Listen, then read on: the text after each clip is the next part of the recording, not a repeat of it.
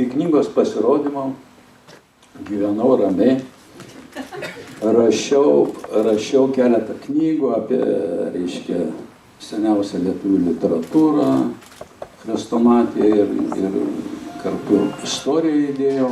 Bet vieną dieną sulaukiau skambučio ir puikiai istorikė Auksė Usienė pakvietė mane dalyvauti konferencijoje būtent dėl valdovų titulų, kur buvo organizuota Krašto apsaugos ministerijos, reiškia, rūpesčių. Ten dalyvavo amžiną atilsį akademikas Zigmas Zinkevičius, mūsų dėstytojas. Dalyvavo dar, reiškia, Vytautas Landsbergis profesorius, dalyvavo akademikas Eugenijus Jovaišas. Ir mes ten svarstėm tą temą, bet irgi taip problemų buvo ir man tiesiog buvo įdomu, kad po tos konferencijos, kur man buvo užkliuvę tik tai vieną tokią detalę, kad neseniai išėjusioje Mindaugo knygoje yra cituojami popiežiaus laiškai ir Mindaugas ten dar iki krikšto ir iki karūnavimo katalikiško popiežiaus yra vadinamas karaliumi, o Mindaugo knygoje vertimas jau yra kunigaikštis Mindaugas. Tai man taip užkliuvo tas popiežiaus laiškų taisymas. Knygos yra pažiūrėjęs šitą filmuką, autorių žodį, aš tiesiog atsisakiau slaviškų šaltinių analizės. Ta, aišku, rasite knygoje, nes labai turbūt aiškiai suformuluota. Kunigaikščiai yra, reiškia, tai yra slaviškos kilmės titulatūra. Jinai nebūdinga mūsų kraštui ir jinai atsirado tik tai 16 amžiuje. Dabar truputėlį sugrįžkime prie popiežių laiškų. Skyrius vadinasi klaidinantis popiežiaus Inocento IV laiškų vertimai. 2005 metais Mindaugo karūnavimo Lietuvos karaliumi 750 metinių proga Lietuvos istorijos institutas parengė ir išleido tekstų rinkinį Mindaugo knyga, kurioje pirmą kartą pagal sumanymą norėta pateikti lietuvių kalba visus su Mindaugu ir jo karalyste susijusius Lietuvos istorijos šaltinius. Antras skyrius. Ir kitokius tekstus susijusius su Lietuvos 12-13 amžiaus istorija. Ir štai skaitydami Mindaugo knygoje pirmosius Inocento IV laiškus rašytus Mindaugo reikalais, susidarėme įspūdį, jog popiežius tituluoja Lietuvos valdovą didžiuoju kunigaikščiu. Pavyzdžiui, 1251 metais Liepos 15 dieną laiške Kulmo vyskupui dėl 10-inės rinkimo Mindaugo priklausančiose žemėse galima perskaityti. Su didžiu džiugesiu širdyje gavome tikrų žinių apie brangiausiai Kristuje savo sūnų Mindaugą, šviesų į Lietuvos kunigaikštį, kad jis kadais, klaidatikystės klystkeliai nepažinęs visų dalykų sutvėrėjo, per krikšto sakramentą įsijungė į tikinčiųjų būrį ir dievotai negaišdamas išreiškė norą, kad jam pavaldus gausus pagonis būtų pagerbti Kristaus tikėjimo vardu. Mindaugo knyga, 63 puslapis. Liepos 17 laiške adresuota tam pačiam Mindaugui dėl Mindaugo ir jo valdomų žemių paėmimo šventojo sosto globon vėl skaitoma. Brangiausiam Kristui sūnui, šviesiajam Lietuvos kunigaikščiui. Mindaugo knyga, 64 puslapis. Ta pačia diena išsiųstuose dar 4 laiškuose, lietuviškai pateiktose Mindaugo knygoje kartojamas tas pats titulas – Didysis kunigaikštis arba tiesiog kunigaikštis. Sarimo ir Kuršo vyskupams rašytame laiške lietuviškai skaitome Mūsų sūnui Mindaugui, Lietuvos kunigaikščiui. Puslapis 65.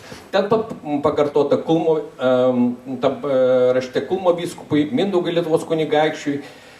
Antrame tos pačios dienos rašte Kulmo vyskupui lietuviškai skaitome brangiausiam Kristuje mūsų sūnui Mindaugui, Lietuvos kunigaikščiui. 66 puslapis.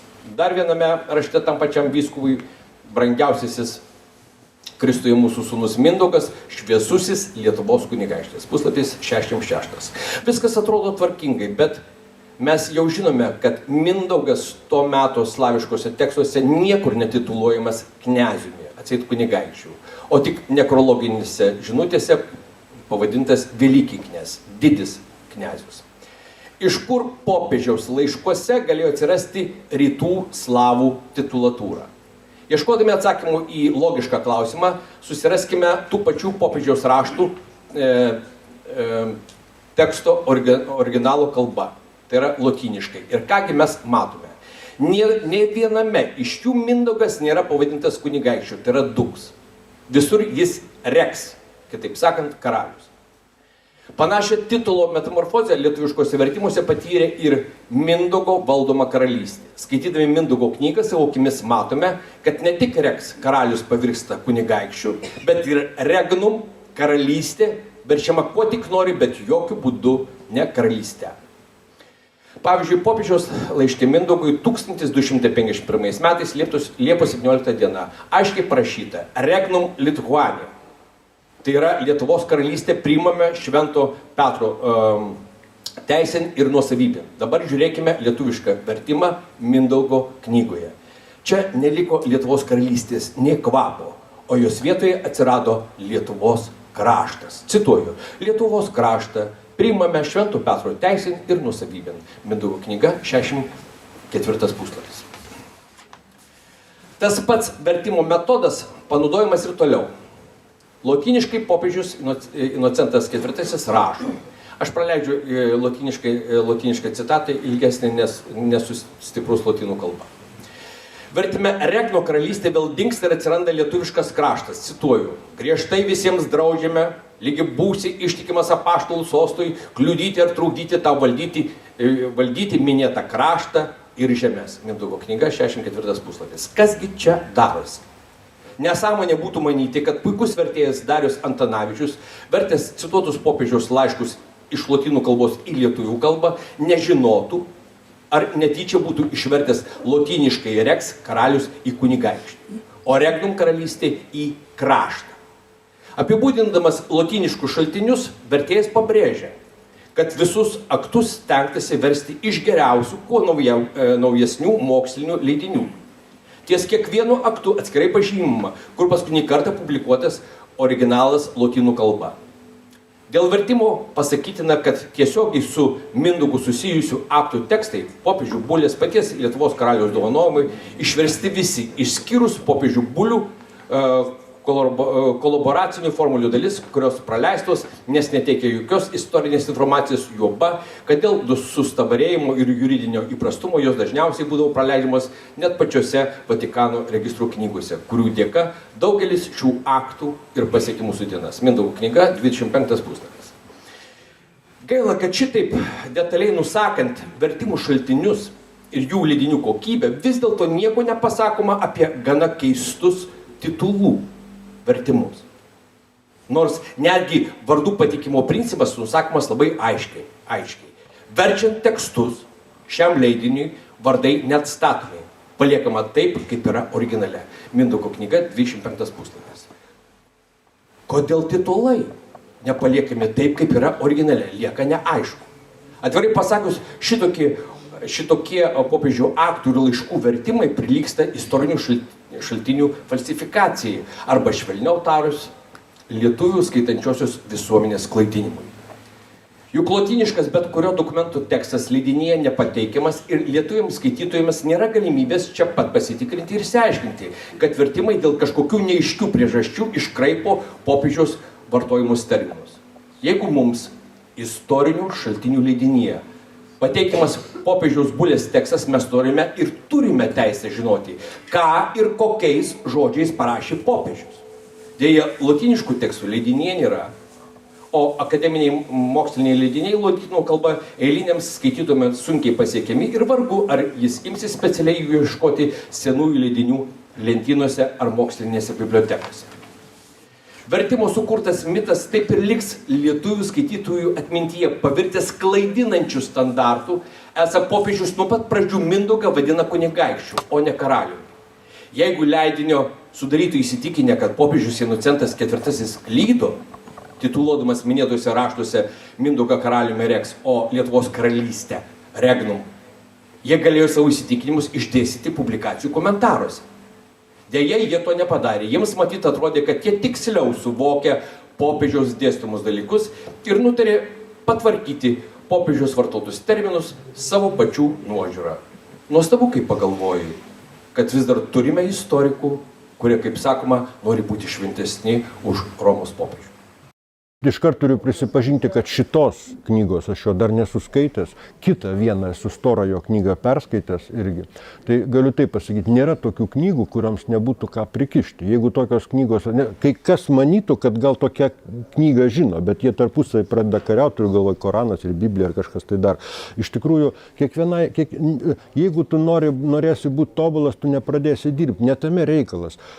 Algimantas Bučys elgėsi labai teisingai ta prasme, kad jis įtraukia svarbius klausimus į akiratį ir tie, kurie norės su juo nesutikti, bus priversti įrodyti. Nors pas mus dažnai būna žmonės, kurie vadina save mokslininkais, mano, kad jų pašaipa iš aukšto yra mokslinis elgesys. Bet iš tikrųjų tai kaip tik toks elgesys yra toliausiai nuo mokslo.